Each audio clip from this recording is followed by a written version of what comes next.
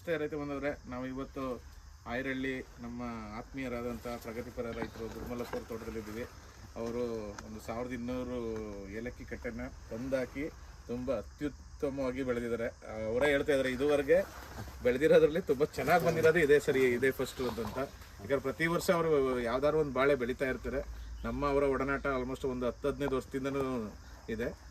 ಇವತ್ತು ಈ ಒಂದು ಬಾಳೆಗೆ ನಾವು ಪನಾಮ ರೋಗ ಬಂದಿದ್ದು, ಆ ಪನಾಮ ರೋಗದ್ದು ಅವಾಯ್ಡ್ ಮಾಡಲಿಕ್ಕೆ ಅವರು ಯೂಸ್ ಮಾಡುವಂಥದ್ದಂಥ ಒಂದು ಲಿಯಾನ್ ಕಂಪ್ನಿಯ PSP ಸ್ಪೆಷಲ್ ಪ್ರಾಡಕ್ಟ್ನ ಯೂಸ್ ಮಾಡಿದ್ದಾರೆ. ಅದ್ರ ಬಗ್ಗೆ ಅವ್ರ ಅನಿಸಿಕೆ ಹೇಳ್ತಾರೆ. ದಯವಿಟ್ಟು ನಿಮ್ಮ ಒಂದು ಅನಿಸಿಕೆ ತಿಳಿಸಿ. ನಮಸ್ತೆ ರೈತ ಬಾಂಧವರಿಗೆ. PSP ಅಂತ ಒಂದು ಕೆಮಿಕಲ್ ತುಂಬ ಚೆನ್ನಾಗಿ ಕೆಲಸ ಮಾಡಿದೆ ಬಾಳೆ ಮೇಲೆ. ಪನಾಮ ವಿಲ್ಟು, ಫಿಜೋರಿಯಂ ವಿಲ್ಟು, ಸಣ್ಣ ಪುಟ್ಟ ರೋಗಗಳೆಲ್ಲ ಅದರಿಂದ ಕವರ್ ಆಗಿದೆ. ಯೆಲ್ಲೋಯಿಶ್ ಬರೋ ಅಂಥದ್ದೆಲ್ಲ ಕಡಿಮೆ ಆಗಿದೆ. ಎಲೆಗಳು ಬಾಗೋದು ಮತ್ತು ಒಣಗೋಗೋದು ಅದೆಲ್ಲ ಕಡಿಮೆ ಆಗಿದೆ. ಈಗ ತುಂಬ ಚೆನ್ನಾಗಿ ಕೆಲಸ ಮಾಡ್ತಾಯಿದೆ ಅದು.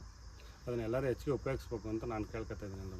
ಅದು ಯೂಸ್ ಮಾಡೋಕ್ಕೂ ಮುಂಚೆ, ಯೂಸ್ ಮಾಡಿದ್ಮೇಲೆ ಯೂಸ್ ಮಾಡೋಕ್ಕೂ ಮುಂಚೆ ಗಿಡ ಗ್ರೋತೇ ಕಡಿಮೆ ಇತ್ತು, ಹೈಟ್ ಇರಲಿಲ್ಲ, ಸ್ಟಮ್ಮು ದಪ್ಪ ಆಗಿರಲಿಲ್ಲ. ಅದಾದಮೇಲೆ ಇರೋಂಥ ಫುಡ್ಡಲ್ಲಿ ಎತ್ತಿ ಗಿಡದ ಸ್ಟಮ್ ತುಂಬ ಚೆನ್ನಾಗಿದೆ. ನೀವೇ ವಿಡಿಯೋದಲ್ಲಿ ನೋಡ್ತಾ ಇದ್ದೀರಾ, ನೋಡಿ ಈಗ ಇನ್ನು.